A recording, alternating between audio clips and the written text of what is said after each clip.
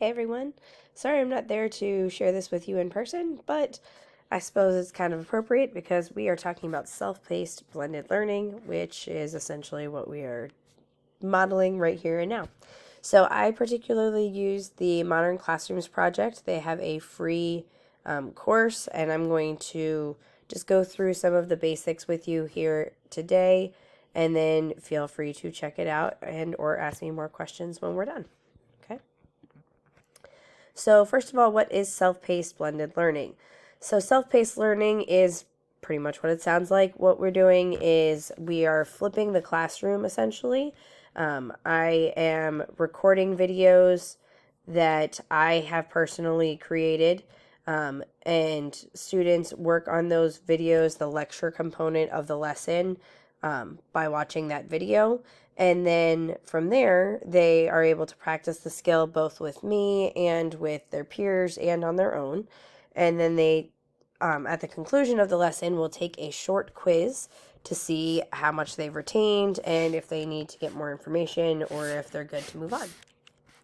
So students are working at their own pace, which is really convenient for some students who want to kind of move ahead quickly. We always have those students who are the high achievers who are going to get through the curriculum really fast.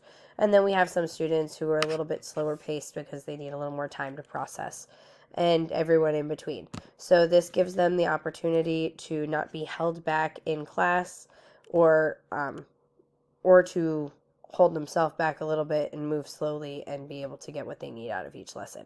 Okay? However, there's the blended component as well. So there's a variety of activities that are used to support each unit. We're still using the collaborative process. Students aren't necessarily just doing everything completely independently or on their own.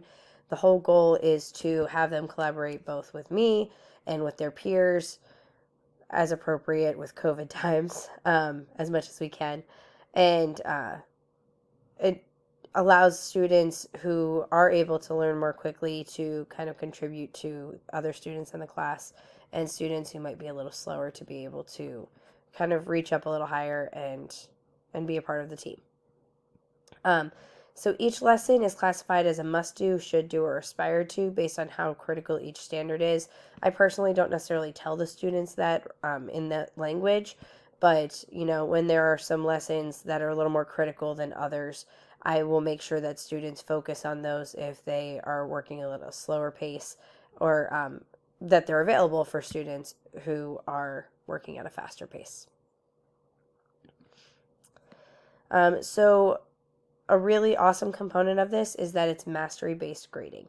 So I am grading based on what they know about the standards, not a whole lot of other fluff in between, which has its purpose, but I really like that we're making sure that students are understanding the math curriculum and that students are getting graded on that information.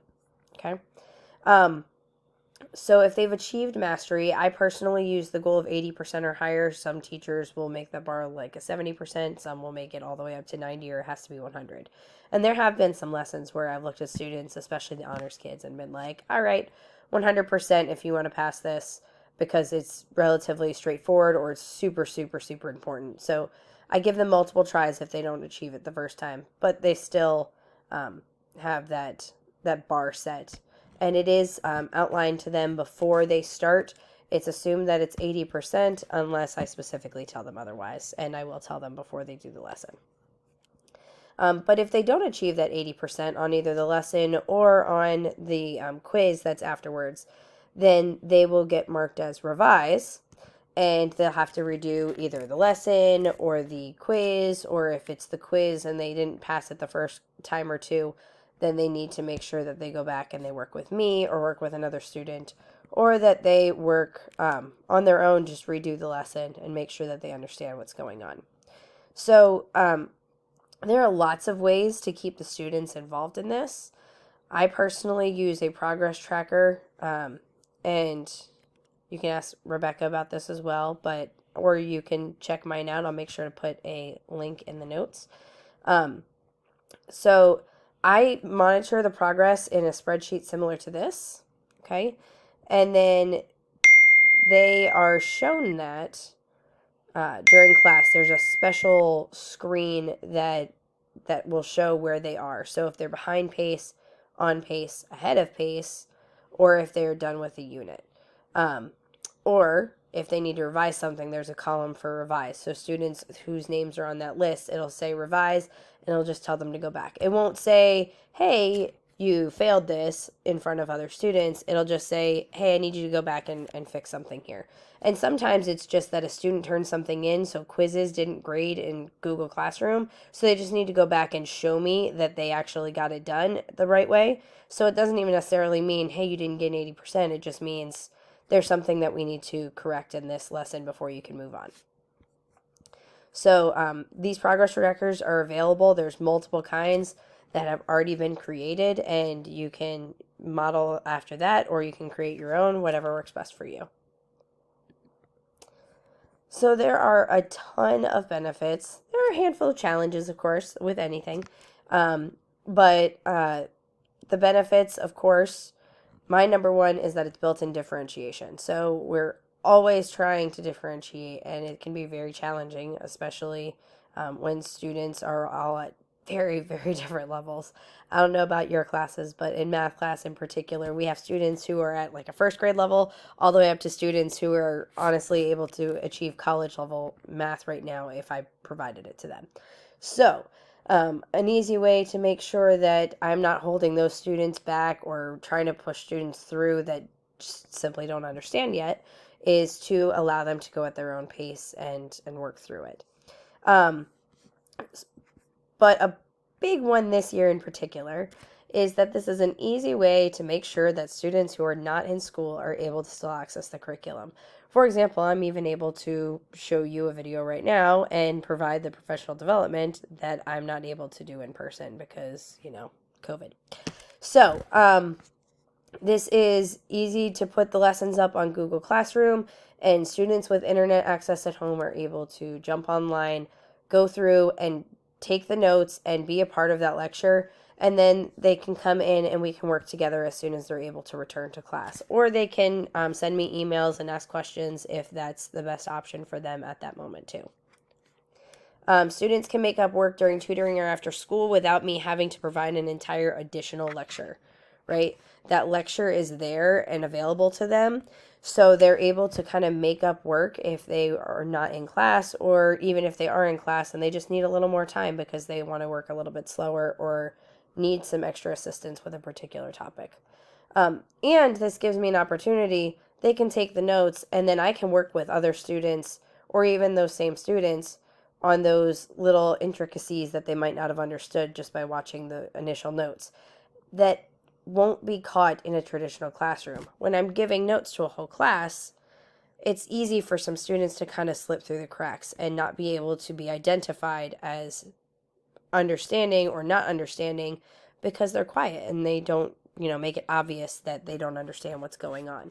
So this really gives me a chance to check in with each and every individual student and know where they are and know what their strengths and weaknesses are.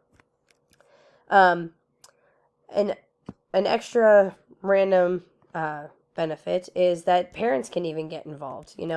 A lot of times, especially when we get to middle school, the parents are knowing less and less about our curriculum because it might be something that they struggled with themselves.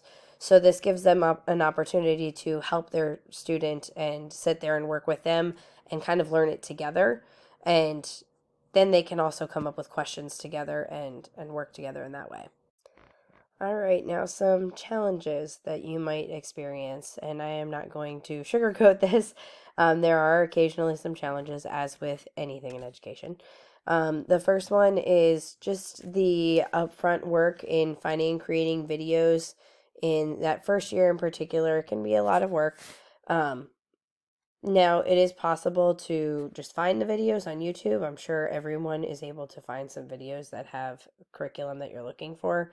But ideally, it is you giving the instruction. So creating those videos can take up some time. Now, on the bright side, you don't want to have super long videos because otherwise you're going to lose the engagement anyway. So you're pretty much doing somewhere around 2-minute videos all the way up to like 9-10 minute videos. You don't want to go too much longer than that if you can help it. But but in the first year, there is that upfront work. The biggest challenge I have faced this year is not being able to move around the classroom ideally because of COVID. So, in a perfect world, I'd be able to have stations and have students kind of moving back and forth to work on each thing. And when they're working on the same lesson as someone else, they can kind of help each other out. So that would be an ideal situation and kind of an unforeseen challenge that we're dealing with. But even so, there are still a lot more benefits than there are challenges. Last thing here is some next steps that I encourage you to check out. There is a free course, so this was just a snippet telling you a little bit about what self-paced blended learning is. But Modern Classrooms Project actually does have a free course that takes a few hours to work through. I did it last school year. It was actually not terribly challenging to work through all of it. And it is set up online at your own pace. Makes sense. Practice what you preach. Um, and there's also a podcast, so you can always go through the free course and you can pull some little things right off the bat, and you can take what you like from it and you don't have to use all of it. There's a podcast, like I just said, that you can check out as well for free on Spotify, Apple. I'm sure it's on Google as well. You can create a lesson video or find a lesson video and assign a quizzes or ed puzzle. And I will make sure to provide some examples for you to check out as well. And of course, you can provide your students a mastery challenge to assess their learning. It's basically just like an exit ticket after you've done a short lesson for them, so that way you're able to provide mastery-based assessment. If you have other questions, please feel free to send me an email, or I'll be back next week. You can ask me a question in person. We can work through some things together if you're interested in checking it out, giving it a shot. Otherwise, happy grading. Thanks for listening, and have a wonderful afternoon.